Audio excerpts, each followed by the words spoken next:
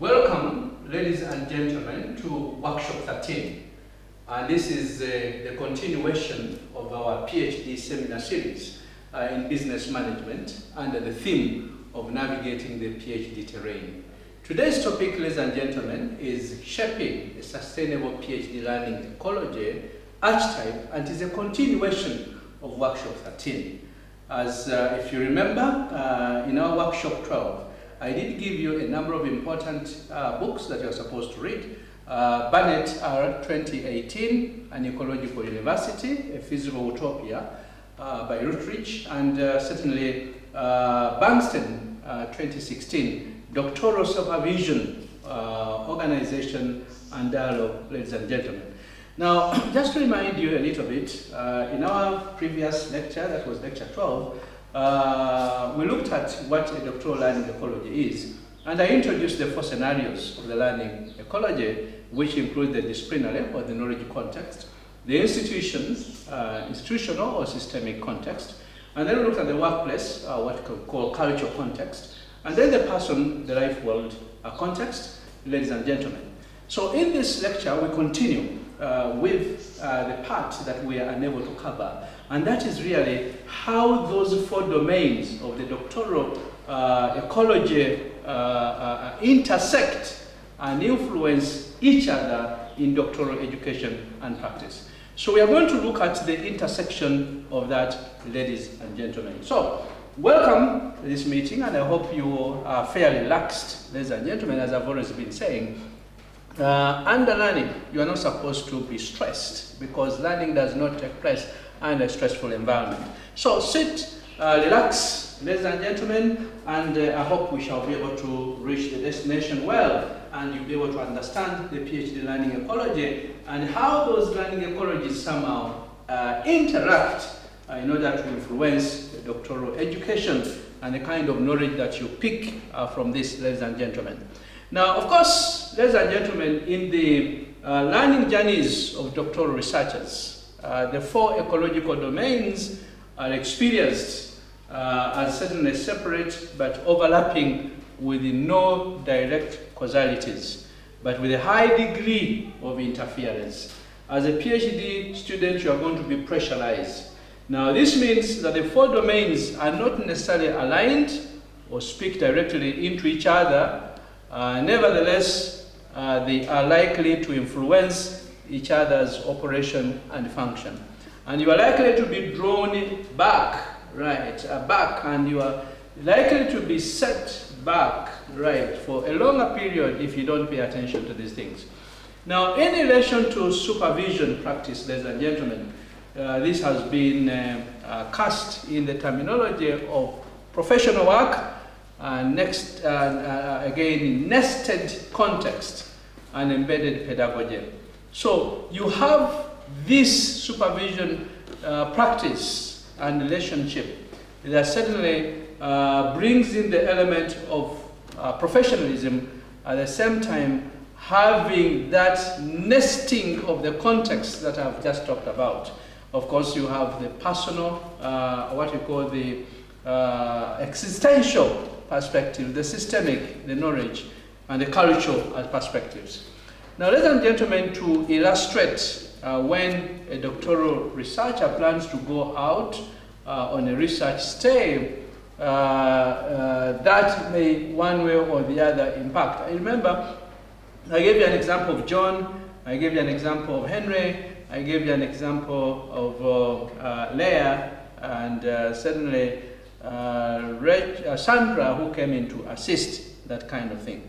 So, of course, we've got these institutional domains that impinge on the activities and the progress of the students, and then you've got issues that relate to the family, where you have a partner, and of course, especially with the small children, and then you've got the professional workplace, and that brings in the personal domain, ladies and gentlemen. So these things interact to influence. And therefore, finding a right mix and also gaining wisdom into these things will help you complete your PhD without having serious problems, ladies and gentlemen. For example, if you must take credits from a foreign university, right, and earn those credits. And you must go to a university that seems to have signed a memorandum of understanding with your parent university, right, or where you are doing your PhD. Then that means that you must go through the institutional rigors that will allow you to go there. But the institution, as we saw for John, may not give you sufficient resources in terms of accommodation, in terms of leaving out allowances, in terms of transport, and so forth. And therefore, life becomes very difficult. Therefore, the PhD student could lose contact, could lose alignment and important feedback from the supervisors and peer group if he is allowed, for instance, to go out for about 2 years and study and pick those credits. And that means that the student will be drawn back a little bit by around 1 or 2 years before the student progresses, ladies and gentlemen. And that's how these things actually interact to affect the progress of a student. And in a similar way, ladies and gentlemen, the interference between the domains may also work in reverse. Please remember that many doctoral researchers or many doctoral students undertake their PhD in a period of their life where they also form long-lasting relationships, perhaps having small children on their own, and where some get married, others, ladies and gentlemen, get divorced and perhaps have elderly parents to care for, and therefore at the time when you do a PhD there are so many demands, and you must know how to handle these demands. Now again, as we talk about those issues, ladies and gentlemen, you need to take note of the fact that these hidden lives, the ones that I've been describing of doctoral students, are always visible and known to supervisors and program directors. But they can certainly explain some of the exhaustion, they can explain some of the anxiety, they can explain some of the stress that many doctoral researchers experience. And that's why you must go slowly, and you must learn to handle stress, ladies and gentlemen. So you should always have time to try and do some bit of yoga and do some bit of meditation, right, and so forth, so that you are able to survive the terrain, ladies and gentlemen. And that's why you are navigating the PhD terrain, right? And within that terrain, you've got the ecologies, right, to deal with. The ecologies to manage, ladies and gentlemen, and managing those ecologies is not very easy.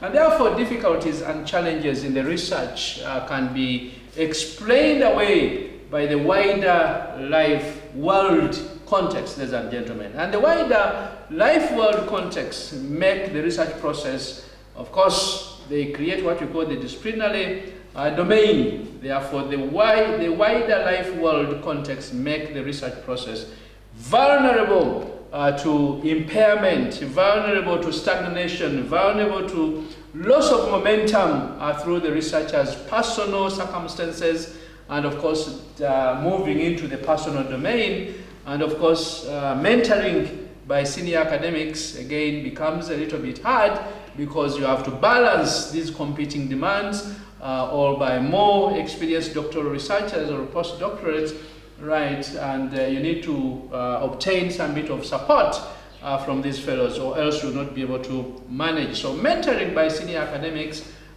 becomes a little bit impaired, ladies and gentlemen, as you can see. So therefore, all these may influence the doctoral researcher's engagement in the educational programs in your department, and again here you are dealing with the institutional domain, and as well as access to job opportunities after the doctorate, and these are personal domains. So increasingly, ladies and gentlemen, as you are attending this workshop, to get a postdoctoral position or lectureship position, it is deemed advantageous to do a number of things. For instance, one, you must have published journal articles during the course of doctoral education, right, and therefore you'll be engaged in research quite often. Just as it is beneficial to have developed a solid teaching profile by teaching the bachelor's and master level courses.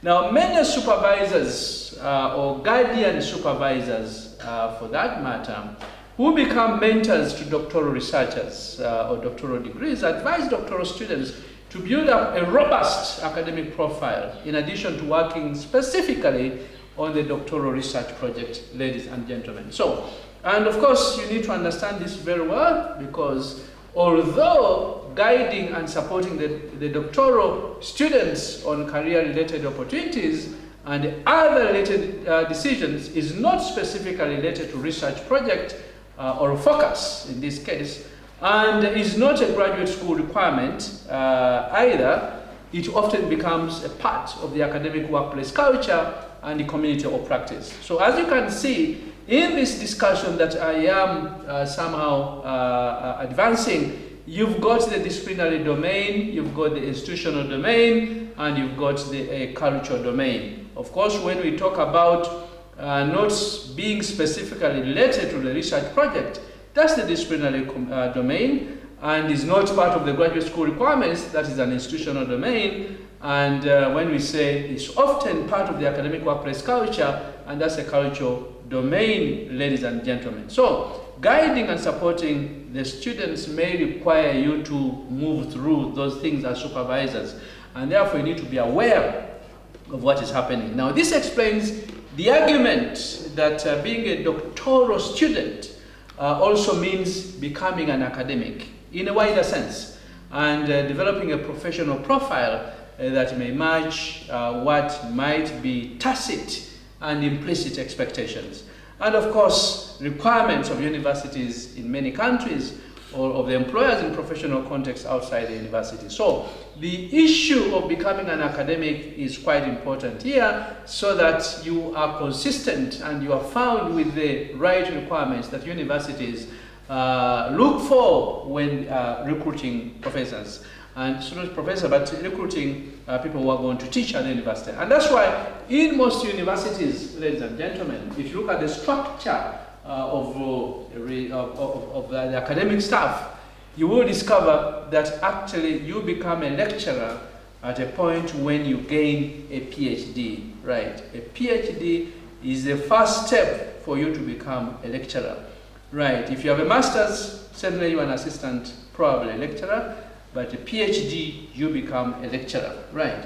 And of course, from there, you must have done a number of things for you to gain acceptance into the university. Publications is a key, and you must have had teaching experience at the bachelor's level or master's level, etc. And that's why it is believed that the moment you become a PhD student and go through that kind of training, you are actually a lecturer in this case. Right, ladies and gentlemen, right now, allow me to take you through these perspectives that come up when we start articulating the PhD learning ecologies, archetypes, or what you call models, right, or theoretical frameworks in this perspective. Now, of course, one of the things you need to understand here is that there's an element of consciousness that comes up, right, as you analyze these things, and there's an element of competence that comes up, and an element of incompetence that can easily be nurtured by having this program. And do not forget that in some universities, especially on a PhD taught type, you've got a structure and you have courses that you must cover before you progress to the next level, up to the time when you actually graduate, right? Now, of course, with the research, or what you call thesis on doctoral programs, right, or doctorate by thesis only, you don't have a written curriculum, ladies and gentlemen. So we have what we call the written curriculum, the unwritten curriculum. Now, that unwritten curriculum can certainly create certain competences, but may also create incompetences.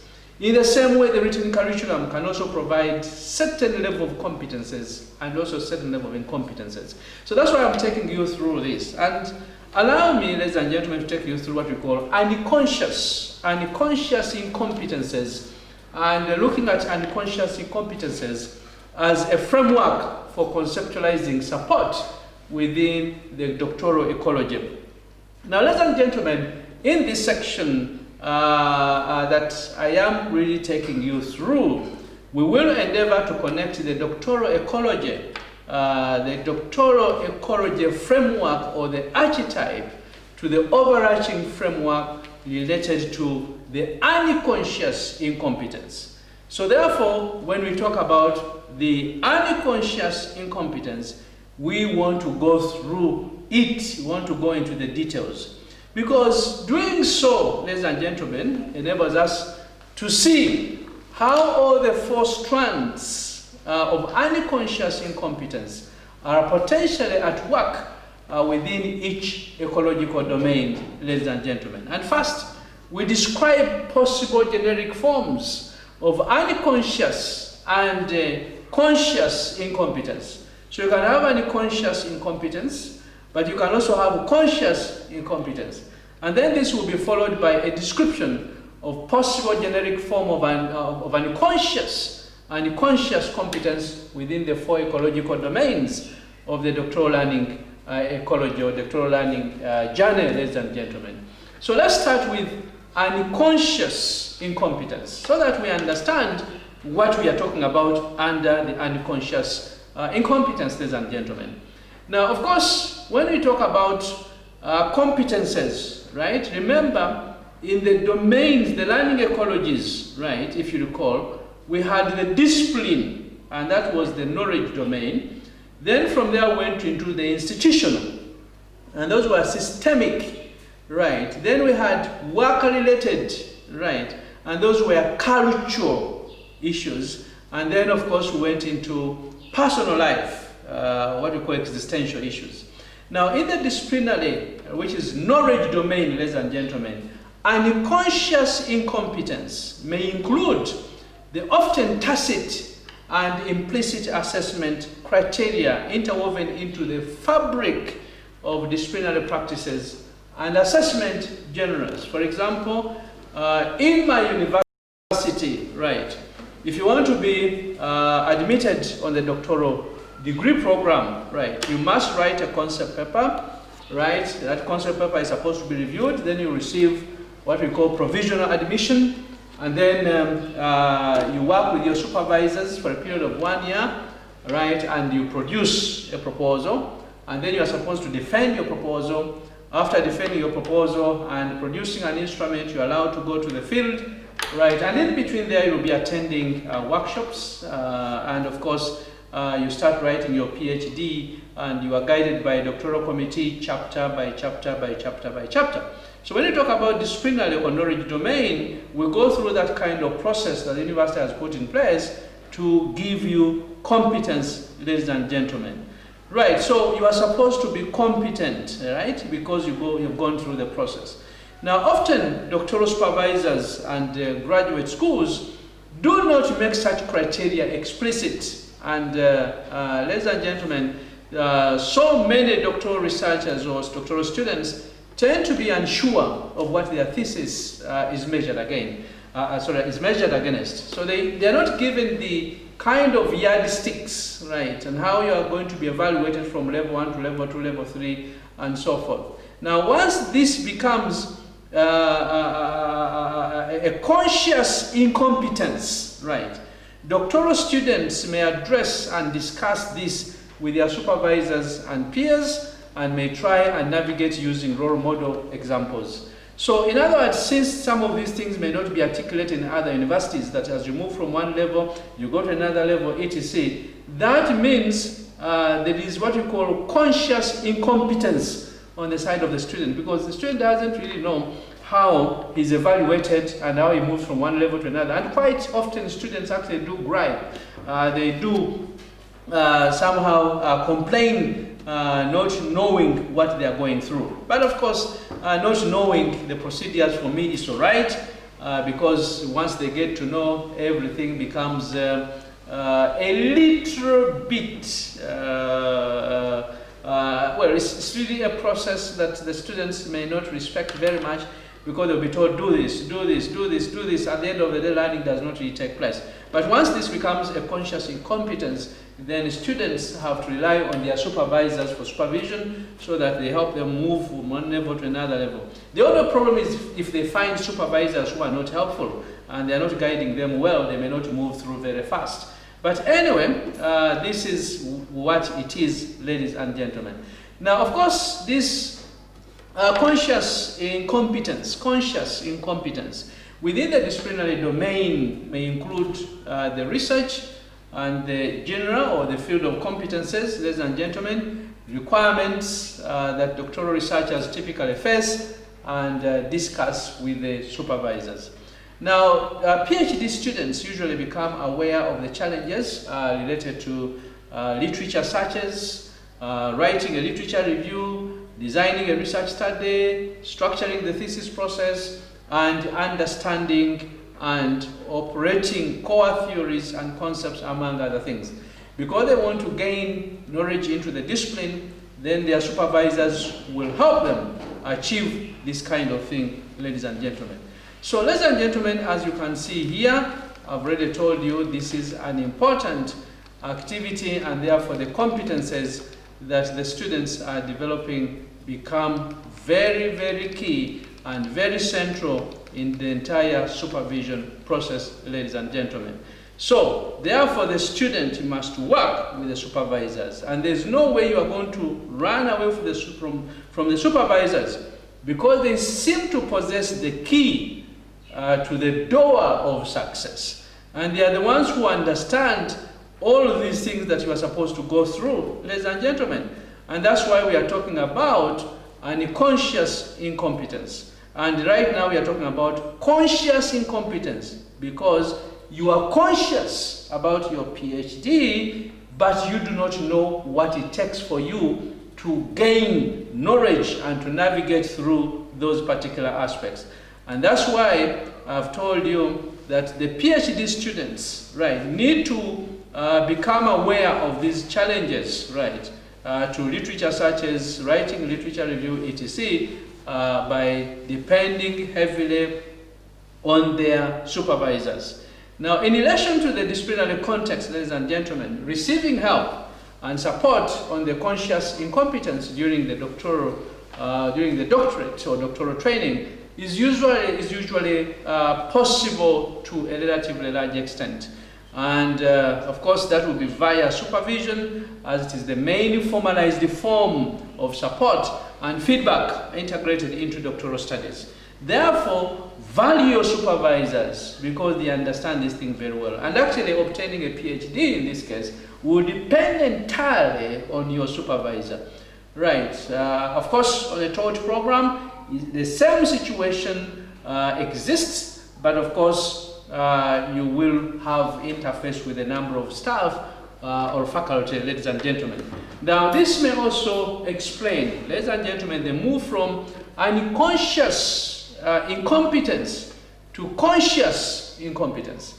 Initially, you had unconscious incompetence, right, because you didn't know what to do, but you are able to move from the unconscious incompetence to conscious, because now you know what you want, but you do not know exactly what it takes for you to go through this process. And of course, this can, you see, moving from unconscious incompetence to conscious incompetence, ladies and gentlemen, can cause potential tension between the supervisor and the supervisee. And therefore, as a student, you need to be aware of these things, because you have tension, right? You'll be tensed up, and you are likely to cause tension for the supervisor as well, and then you'll go through, and conflicts are likely to arise, ladies and gentlemen. Right, now, again, in the, that was in the knowledge area, right, the subject area.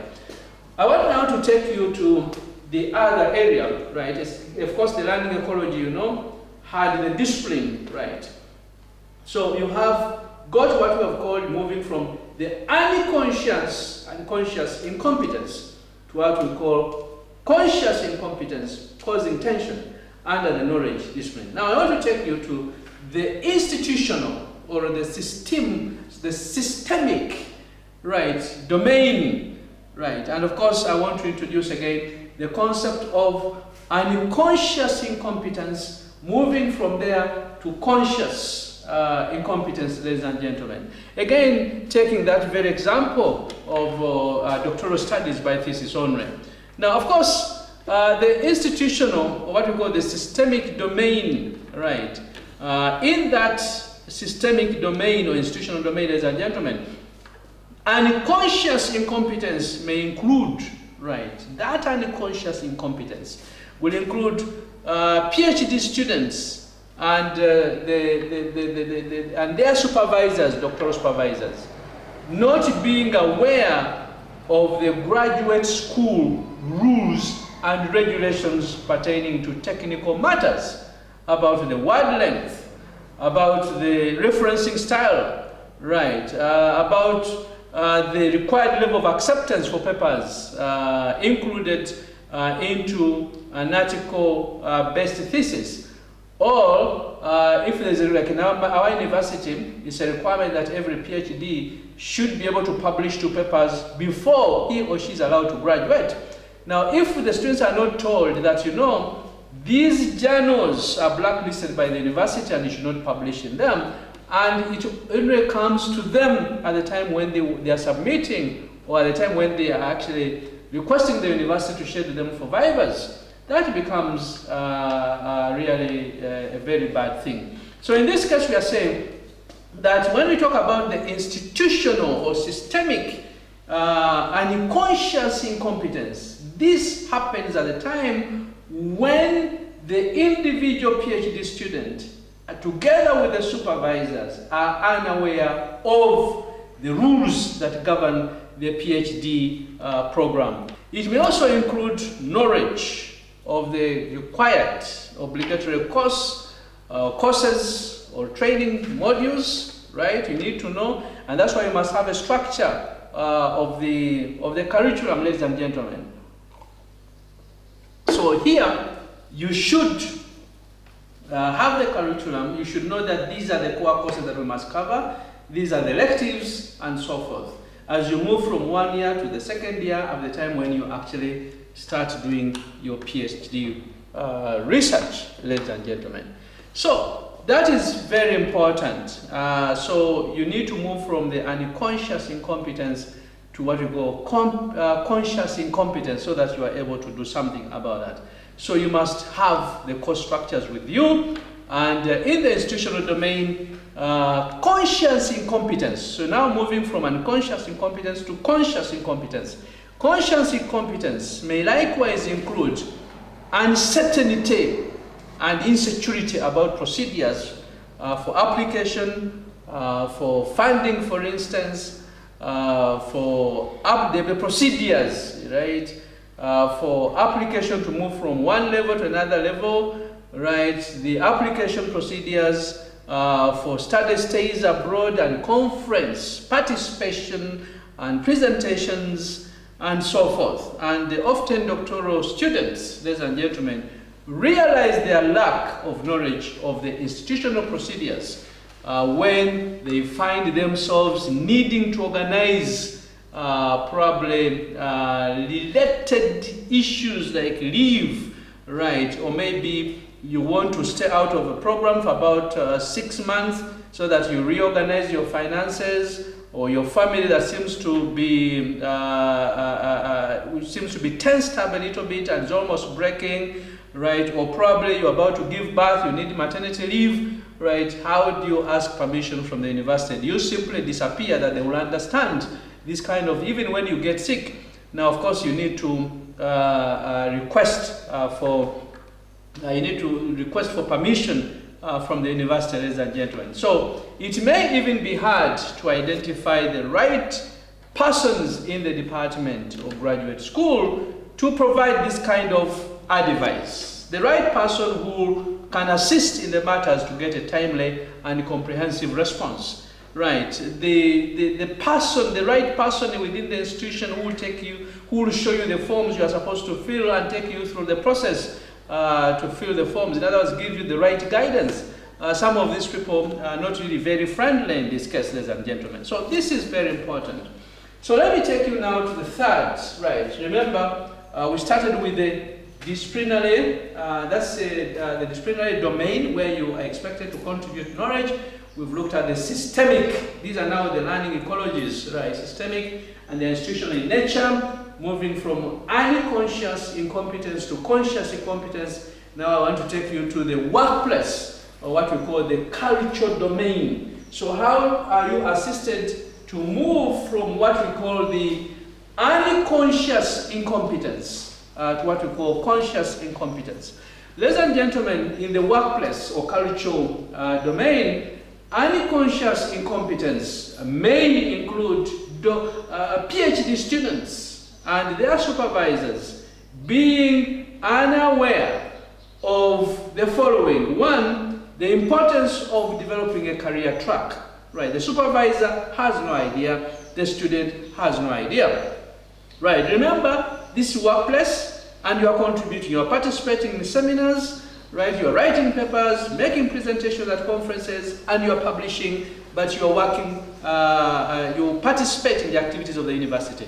But you and your supervisor are unaware of the importance of developing a career track. Two, again, you and the supervisor are unaware of the strong networks parallel to carrying out the research project while writing up the thesis, ladies and gentlemen.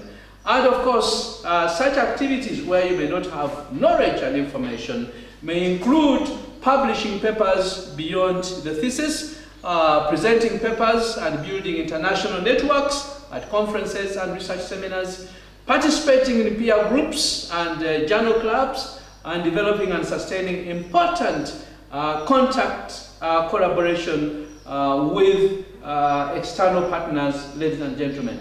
And of course, again, these partners could be in professional and societal domains. So if you and your supervisor are not aware, then again, you have what we call the workplace or cultural context, right? Of course, unconscious incompetence, ladies and gentlemen. Now, again, despite the increased awareness of mentoring schemes and career guidance offered in the universities, ladies and gentlemen, such initiatives are typically not formally integrated into the doctoral curriculum or institutional requirements, especially if you are doing, even when you are doing a taught PhD or the thesis on a PhD. And of course, in the cultural domain, ladies and gentlemen, conscious incompetence may overlap with difficulties with writing into the academic and specific disciplinary genre, and of course together with writing in one second or sometimes third language. So you can imagine if you're Chinese, right, and you are studying in your PhD in a country where English is the first language, and you must learn that language, or you are probably in Korea, right, and you must learn Korean, right, or probably you are in an Arab state, and you must then learn Arabic before you write your PhD thesis. All this could be problematic. So you can see this is conscious incompetence, but related to the workplace. So you must write because the workplace requires you to write and publish papers, make presentations, attend seminars and workshops and so forth. So you can actually move from the unconscious incompetence, right, to what we call conscious conscious incompetence, right? And that is really in the workplace, ladies and gentlemen. And of course, this may also include things like experiencing challenges in conference presentations and in teaching, which for many doctoral students is a new experience for which they are not always trained in, and probably they don't receive support, ladies and gentlemen. Now, in the personal, right, now I'm taking you to the last step, ladies and gentlemen, which is the fourth ecological domain, right? This is an ecology, right? Right, the learning, the PhD learning ecology, ladies and gentlemen. Now, in the personal, that's the fourth, as you saw in the diagram, that was lecture, not lecture, but workshop, I think, 12, or workshop 11, if I'm not mistaken. 10, actually. I think, no, that was workshop 12, right? 12? No, it was 11, right? 10 and 11. Yeah, that's the way I showed you that diagram of the learning ecologies, right? So where you had those 4 aspects, if you recall, right? You had the disciplinary, you had the systemic, right? And from there we moved on to the work, life, and culture. And the last one was what we call the personal. So in the personal life world domain, the unconscious incompetence may include challenges in creating and maintaining a healthy work-life balance, right? You really don't know what to do with this, right? That's why it is unconscious incompetence. You don't know what to do. And because you don't know what to do here, right, you do not know how you are going to manage stress and uncertainties, right? And all these will eat up into your private sphere. You start worrying about these things. And it is not to say that doing a PhD is similar to an average office job, ladies and gentlemen, where you leave your work in the afternoon and do not return to it until the next day. For the PhD, there must be sustained momentum into it, right? So we see many reports of doctoral students, right, having difficulties maintaining a constructive balance between research work, free time, and family time, ladies and gentlemen. So doctoral students' work can threaten to colonize other domains of the wider life world arena, right? And this will hinder a fuller development of significant other social and cultural identities. Now, of course, such challenges, ladies and gentlemen, may very well become conscious incompetence later on. So you can move from unconscious incompetence to conscious incompetence. And of course, this moves into conscious incompetence if partners, right, children, friends, colleagues start confronting the PhD student. When you are confronted with these things, you now become a little bit conscious, right? And you discover that you are really incompetent. You cannot handle partners, you cannot handle children, you cannot handle friends. And that's why I've always advised you, ladies and gentlemen, if you are thinking of embarking on a PhD, discuss this matter with your spouses. If you're a lady, discuss with your husband, right? If you are a gentleman, discuss with your wife. All right, again, have a meeting with your children, right? Have a discussion with them, tell them you are going back to school so that they understand, because the challenges will come up later on and you will not be able to balance these things. But if these things come up, you sit on the table again and discuss with the major stakeholders, your spouse and your children. You'll be able to handle this situation, ladies and gentlemen. You will be able to handle this situation, ladies and gentlemen.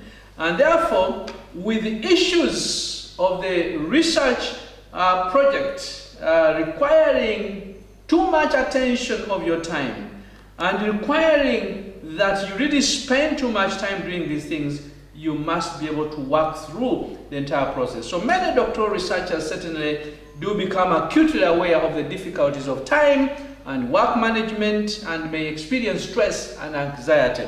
So at this material time, if you are experiencing too much stress, then look for a counselor and look for stress relief strategies, ladies and gentlemen. You may actually need support of coping strategies, ladies and gentlemen.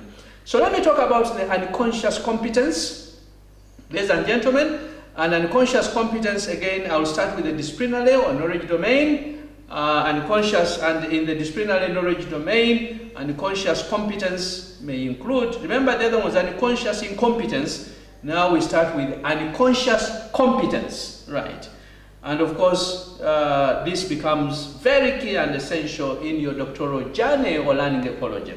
Now, in the disciplinary knowledge domain, unconscious competence may include the ability demonstrated by the doctoral student very early in their doctoral studies to organize research and doctoral work in general. Remember, we are talking about unconscious, right, competence, right? So if you are able very early in your doctoral work to organize research and your doctoral work, then you are in that level of unconscious, right, competence. Not incompetence, but competence, because you are able to recognize these things, ladies and gentlemen. Now, this is not only about making plans and charts and following them, but also being able to demonstrate flexibility in reorganizing parts of the research process or curricular activities if needed, ladies and gentlemen. And of course, this ability, ladies and gentlemen, involves a number of things like thinking ahead, right, and looking ahead, and having the awareness, ladies and gentlemen, that other factors in the research team, department, right, wider institutional infrastructure, ladies and gentlemen, and even events and activities in their private life sphere are impossible to predict fully, right?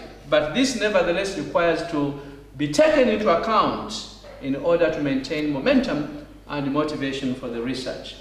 Now, of course, other crucial competences in this case will include developed and highly proficient writing skills and an ability for critical and independent thinking. That's why we are talking about unconscious competence, right?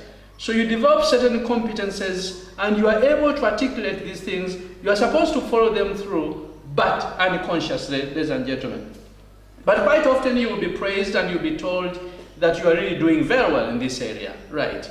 And of course, as you can see, such competences may become more apparent to already competent doctoral students when they notice their peers that they are experiencing difficulties in getting papers accepted for conferences and journals or receiving repeated supervisory feedback to improve their writing. So if a supervisor says improve here, do this and this and the other, then the fellow has gone through, realized that he has gained competence in that area, and maybe he has to help a colleague, right? And of course, they know that in their case, they succeeded the first time they tried, but these ones are... Now, of course, in the African setting, the situation will be different.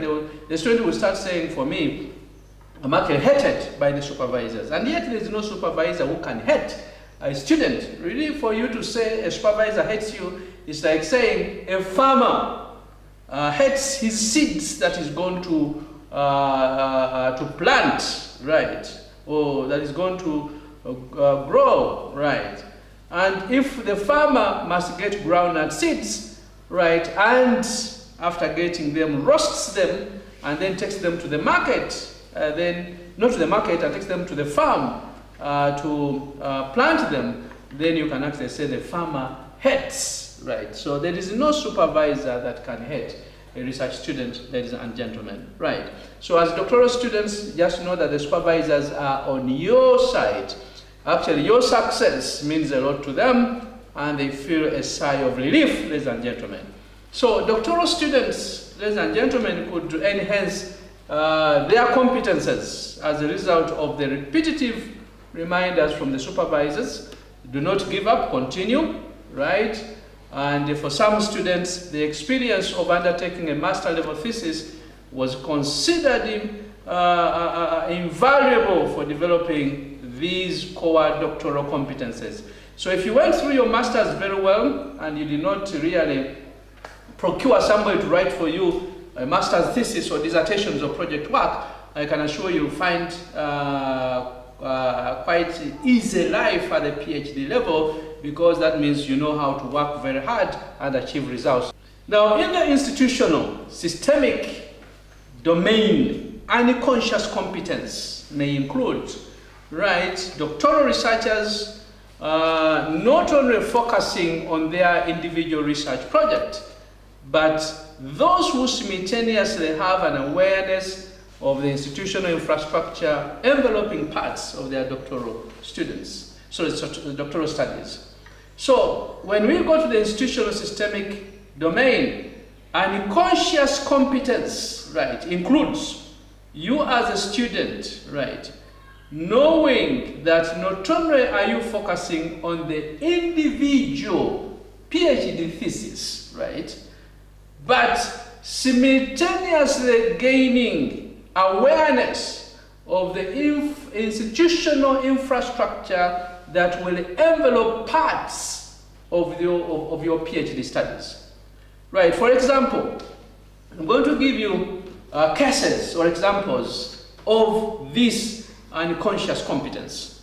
So, for example, doctoral students are planning their research, work, and activities around the doctoral courses, seminars, and workshops, right, offered, while also taking into account specific rules and regulations from the graduate school.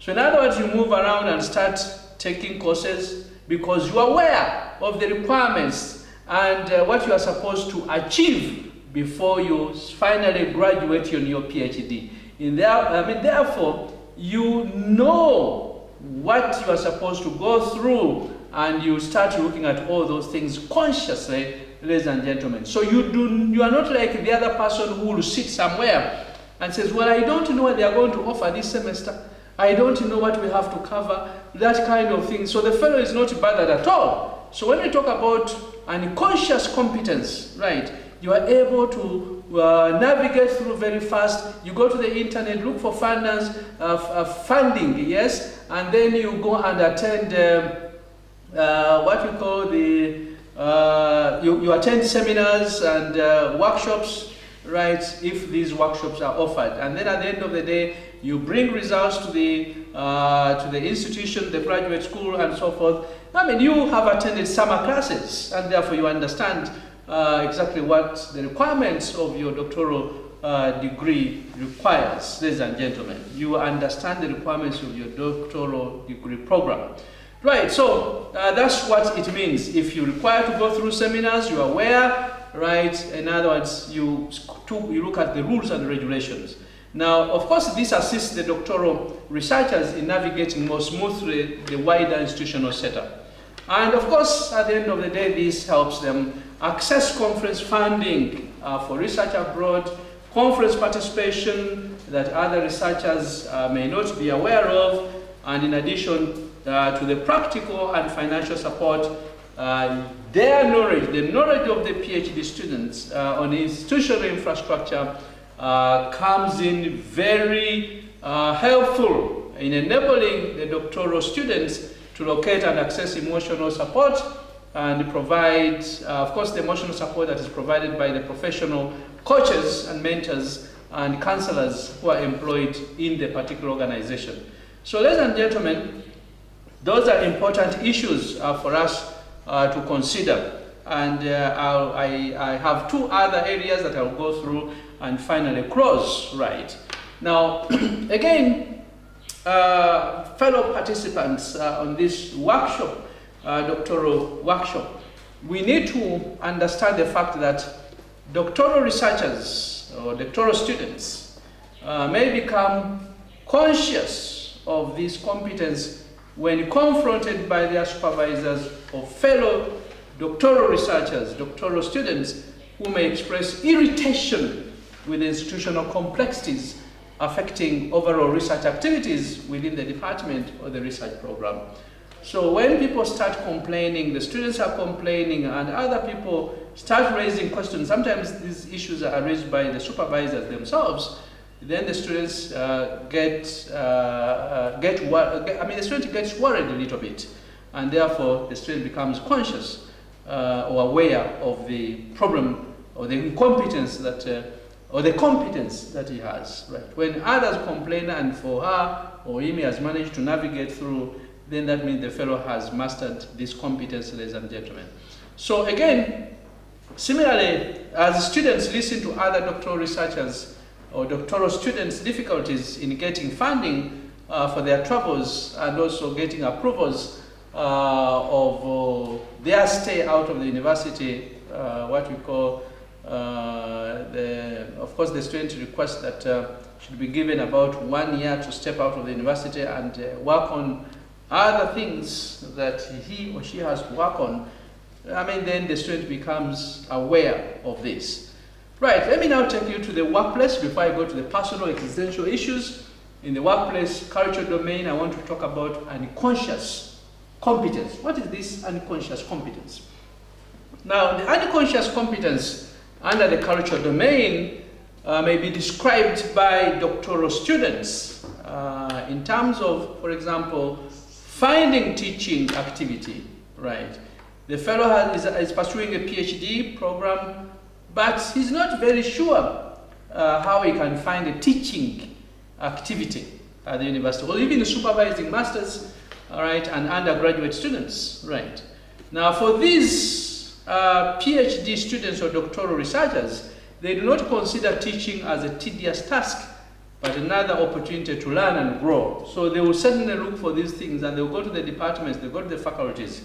So, of course, this is what we call unconscious competence, right? They start looking for these opportunities to teach. Some doctoral students may even find themselves taking the initiatives to organize research seminars, peer group meetings, academic writing sessions, or events in the department, getting people to come, engage these fellows to participate, that kind of thing, right? I mean, unconsciously you're organizing, but you have these competencies, ladies and gentlemen. And often such activities and events are not mandatory for the doctoral requirements, but these doctoral researchers or students find it natural to extend their presence and energy into more informal and the collegial spheres as well, ladies and gentlemen, spheres of life. Now, some of them may also have a similar ability in building networks, not only in the home institution, but in turn in other institutions, and they are rewarded with greater visibility in the academic endeavors, both at home and the foreign institutions, ladies and gentlemen. Now, with increased knowledge, ladies and gentlemen, abilities and networks, ladies and gentlemen, these doctoral students then continually draw from wider academic networks, right? And that's what they will be doing from time to time, right? Which tends to generate more varied and diverse feedback on their research, including good advice on core conferences in their fields, as well as academic journals to navigate, ladies and gentlemen. So their international networks may even lead to invitation to participation in research meetings or what we call special interest group abroad, ladies and gentlemen. And again, such competences typically become conscious to the doctoral researchers when their supervisors or peers or other academics at their own department and or from another university ask them to lead in organizing academic activities and fora for knowledge sharing, ladies and gentlemen. So right now, ladies and gentlemen, let me take you to the last, and that is the fourth, still looking at unconscious competence, but from the personal life world domains. And then thereafter, I will close, ladies and gentlemen. Now, when we talk about, especially in the personal or life world domain, unconscious competence, ladies and gentlemen, may include doctoral students being able to balance and manage the intensity, the time and energy demands of the doctoral degree and having some time to pursue other interests and hobbies while maintaining important what we call formational contacts and relationships with professional partners, friends and family. So at that stage, of course, that is unconscious competence. They are doing that very well, they are managing very well, but unconscious, ladies and gentlemen. Some doctoral students are able to move between life world domains without too much unwanted entanglement and complexity, and they are capable of prioritizing, right? Now you prioritize very sharply between such domains in a balanced and sustained manner. And of course, as you can see, some doctoral researchers have competences in communicating and sharing their insights, knowledge, and acquired practices. And that's why you have some of the students navigating through the process very, very easily without having problems. And that means they have reached that stage of what we call unconscious competence, and they are able to navigate through all these learning ecologies or domains and they are able to participate in professional networks and social media. They are able to share and again organize and have discussions with people in different domains, but of course from the professional network in this case. In this way, the PhD student experiences a deeper sense of existential meaning, ladies and gentlemen, in understanding the doctorate and in experiencing the wider connection and contribution among academic, professional, societal, and cultural contexts, ladies and gentlemen. And doctoral students, right, or PhD students or doctoral researchers may become conscious of these competences as they hear fellow doctoral researchers who relate symptoms of stress, right, conflicts with their colleagues in a professional, in other words, they have stress because they are conflicting with their colleagues in a professional context, even conflicts with friends, partners, or families, ladies and gentlemen. And in connection to this, the students will become aware, right, of this unconscious competence, especially when they meet other doctoral students who are fatigued and they are complaining about the entire process and the unending PhD process. Now, of course, demotivation comes from their perception that apart from themselves, no one cares about their research, nobody cares about their PhD, and this leads to not only being able to see how conducting their doctoral research may propel them into new or more promising careers, particularly where pursuit of academic careers get increasingly hard, ladies and gentlemen. So, ladies and gentlemen, at this stage, right, I've taken you through, right, the learning ecologies, right, and in this case, if you recall very well, I told you that I would show and demonstrate to you, right, by discussing, right, how the learning ecologies that I gave you, the four, right, and I hope you still remember the four. One was professional, right? The second one was institutional, right? The third one was personal, right? And the fourth one, of course, the third one was work-life balance, right? That was cultural, and the fourth one was personal. Now, all these interact, ladies and gentlemen, to form those things that I've just given you, right? Unconscious incompetence, right? And of course, unconscious competence, right? And then conscious incompetence and unconscious incompetence, the four levels. So what I'm going to do now, ladies and gentlemen, having discussed those four, right, looking at the learning ecologies, I want us to conclude this discussion. And these are now what I'll call the final key messages, right? And of course, these messages are very important to you as a PhD student. So in this workshop, ladies and gentlemen, we have discussed in great depth how what has often traditionally been conceived as an individual and the supervisor-oriented learning journey during the PhD now emerges a fuller and more comprehensive doctoral learning ecology, ladies and gentlemen. And of course, this is very important because we need to understand what is going on, right? And how a student is able to navigate through those four learning ecologies, ladies and gentlemen. Another key learning issue from this PhD learning ecology will include that value that a student must stress on the supervisor, ladies and gentlemen. Remember, under the learning ecologies, we had the institutional, which is systemic. We had the workplace, and that is culture.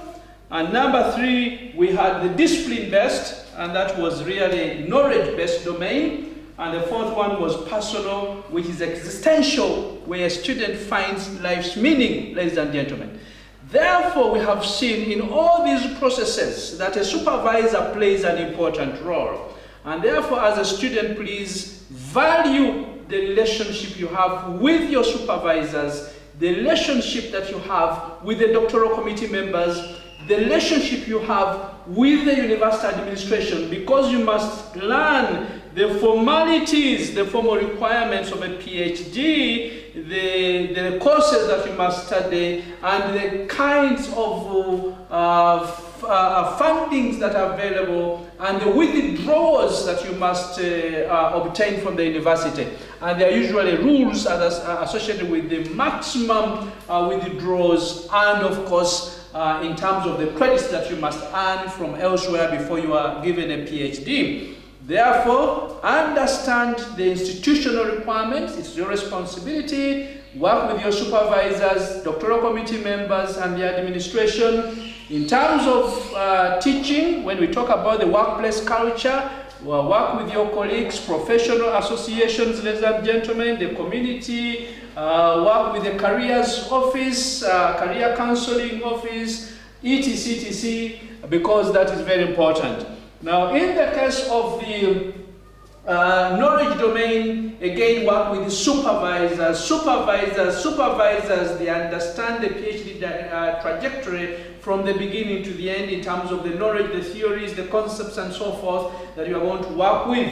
And finally, when it comes to life's meaning, that is person-related, ladies and gentlemen, and balancing that workshop, seek guidance again from the university, from your supervisor, right? And then professional associations and individuals, of course, medical doctors, because at some stage you might be stressed up and you don't know what to do. Work with the counselors, ladies and gentlemen. So, ladies and gentlemen, I want to thank you very much for having attended this workshop 13. Right, you've been a very nice audience, and we've been looking at the PhD learning ecology, ladies and gentlemen. So again, under the theme that we've been looking at, and that was the PhD terrain, right? So you need to master the PhD terrain, you need to manage the PhD terrain, but this time specifically looking at the learning trajectory, the learning ecology, ladies and gentlemen. So thank you very much for